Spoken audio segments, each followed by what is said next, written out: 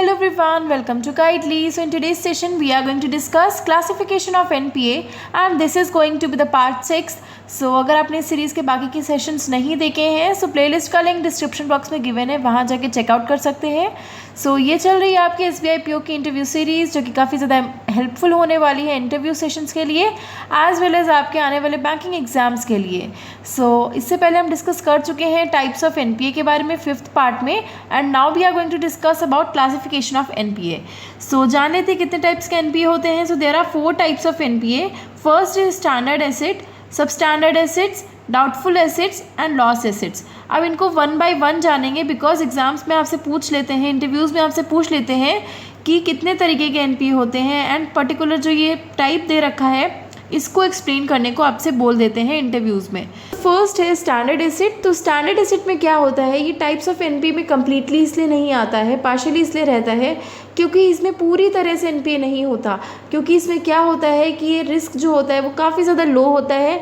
जो NPA का duration होता है दैट इज़ 90 डेज़ के बाद आपका पेमेंट नहीं होता है, आपकी EMI नहीं आती है तो वो 90 डेज़ के बाद NPA में कन्वर्ट हो जाता है. सो स्टैंडर्ड एसेट में क्या होता है, यहाँ पे क्या है, मंथली ड्यूरेशन में आपकी इंस्टॉलमेंट्स तो नहीं आ रही हैं. ऐसा नहीं हो रहा है कि 1 महीना कंप्लीट हो गया और तुरंत EMI हो गई. ऐसा भी नहीं हो रहा है एंड ऐसा भी नहीं हो रहा है कि 90 डेज़ पूरे होकर के ये NPA हो जा रहा है. इसका मतलब क्या है कि 90 डेज़ से पहले इसमें कहीं ना कहीं से इनकम जनरेट हो जाती है, EMI भर दी जाती है, जिसकी वजह से ये NPA में कन्वर्ट नहीं हो पाता एंड ये लो रिस्क रहता है. यानी कि ये बहुत ज़्यादा रिस्क आपका नहीं रहता आपके बिजनेस में, आपकी इकोनॉमी में. ठीक है. सो ये होते हैं स्टैंडर्ड एसेट जो कि 90 डेज़ पूरे होने से पहले इसमें इनकम जनरेट हो जाती है, इंटरेस्ट जनरेट हो जाता है. ठीक है. द नेक्स्ट आता है सब स्टैंडर्ड एसेट्स. सो सब स्टैंडर्ड एसेट्स क्या होते हैं, वो एसेट्स जो कि NPA रहते हैं for a period less than और इक्वल टू 12 मंथ्स. यानी कि 90 डेज़ से ज़्यादा और 12 मंथ से कम जो अमाउंट जो एसेट्स रहते हैं जो NPA में रहते हैं उन्हें कहा जाता है सब स्टैंडर्ड एसेट्स. ठीक है. सो स्टैंडर्ड हमने जान लिया. देन सब स्टैंडर्ड क्या है, 90 डेज़ से ज़्यादा बट 12 मंथ से कम अगर NPA में रहते हैं तो उसे हम कहते हैं सब स्टैंडर्ड एसेट. ठीक है. तो नेक्स्ट आपका आता है डाउटफुल एसेट्स. सो डाउटफुल एसेट्स वो होते हैं, अब सब स्टैंडर्ड क्या हुआ, 90 डेज से ज़्यादा एंड 12 मंथ से कम. सो डाउटफुल क्या हो जाएगा, वो एसेट्स जो कि NPA में रहते हैं मोर देन 12 मंथ्स. 12 मंथ से जैसे ही उन्हें ज़्यादा हो जाता है सब स्टैंडर्ड से वो बाहर होकर के डाउटफुल एसेट्स में कन्वर्ट हो जाते हैं. सो आपको ये याद रखना है कि डाउटफुल एसेट्स क्या होते हैं, जो 12 मंथ से ज़्यादा होते हैं. सब स्टैंडर्ड्स क्या होते हैं, जो 12 मंथ से कम होते हैं. ठीक है. देन डाउटफुल एसेट्स में भी 3 कैटेगरीज हैं, that is D1, D2 and D3.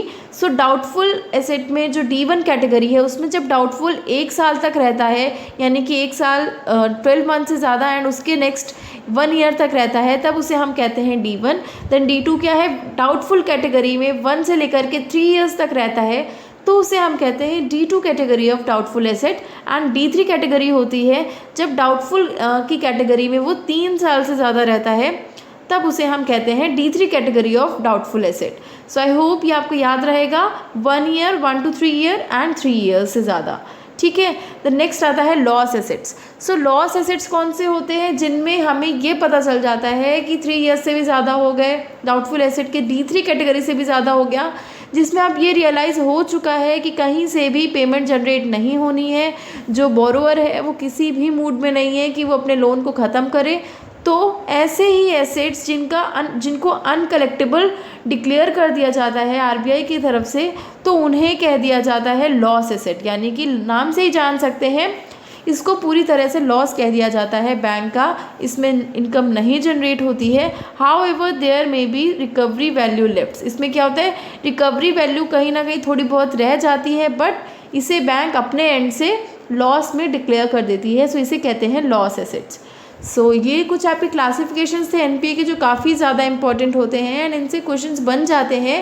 Then next हम डिस्कस करेंगे इसके बाद नेक्स्ट सेशन में net NPA and gross NPA and provisioning of NPA. NPA के बारे में जब हम जान ही रहे हैं तो उसे और अच्छे से डिटेल में जान लेते हैं, बिकॉज डिटेल में क्वेश्चंस इंटरव्यू में अगर आपसे पूछ लिया गया NPA के बारे में तो आपको हर एक चीज़ पता होनी चाहिए NPA के बारे में. आई डोंट थिंक सो कि इतना अच्छे से आपको बताने के बाद ही कहीं भी चीज़ें रह रही होंगी, बट स्टिल आपको कोई भी डाउट रहता है कमेंट सेक्शन में बताइएगा. मैं दोबारा से सेक्शन में आपको आने वाले सेशन में आपको दोबारा से एक्सप्लेन कर दूँगी. सो आई होप ये सेशन अच्छा लगा होगा। सो लाइक कीजिएगा, शेयर कीजिएगा एंड कमेंट सेक्शन में अपने रिव्यू ज़रूर बताइएगा कि ये सेशन आपको कैसा लगा। Thank you so much.